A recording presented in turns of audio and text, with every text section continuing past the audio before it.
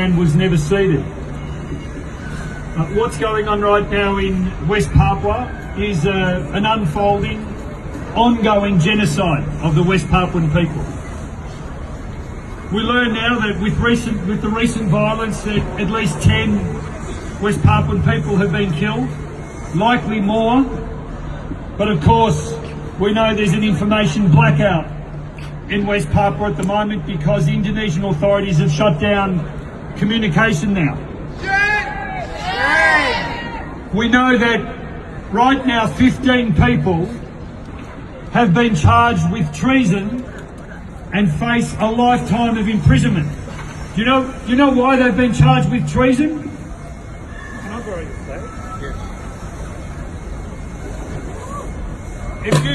If you do this in Indonesia right now, if you do what I'm doing, you face a lifetime in an Indonesian jail charged with treason for doing nothing more than flying the flag of your homeland. That's what's happening right now in Indonesia. We have people locked up in prisons. We have dormitories being stormed. We've got racial abuse from the Indonesian authorities. And we know that this is part of a long and bloody story.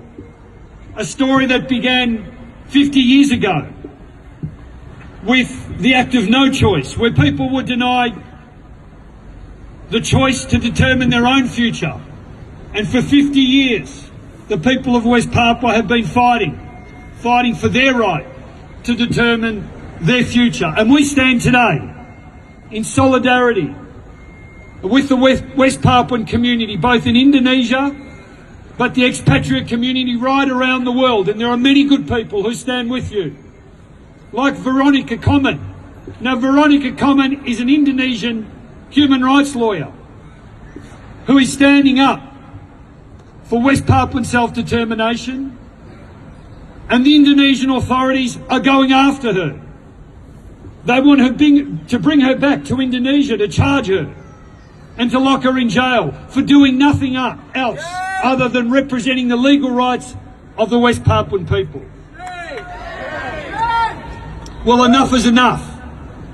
Australia waited too long when our brothers and sisters in East Timor were dying at the hands of the Indonesian military.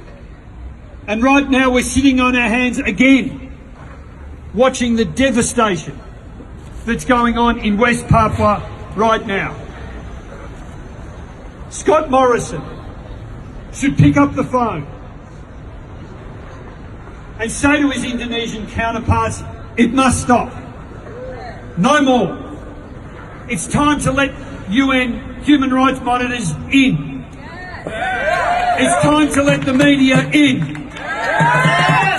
And it's time for the Indonesian militia to leave West Papua. What we need now from the Australian government is leadership.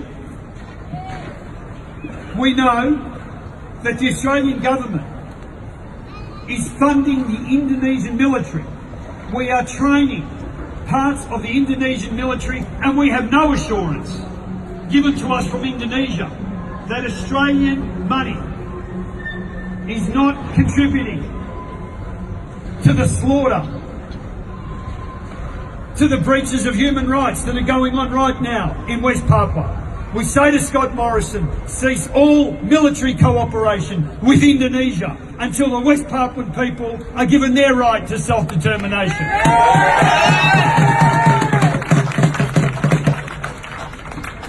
In Canberra last week, many of you came and presented a petition to us.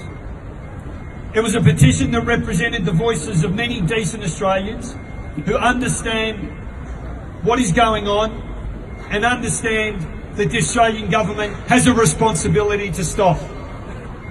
Let me make it clear that we stand with you, that the West Papuan struggle is our struggle, and we will not stop until self-determination is granted for the West Papua.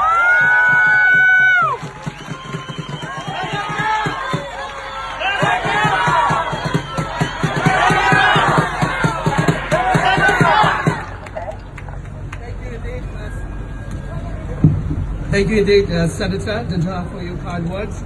I shall now call upon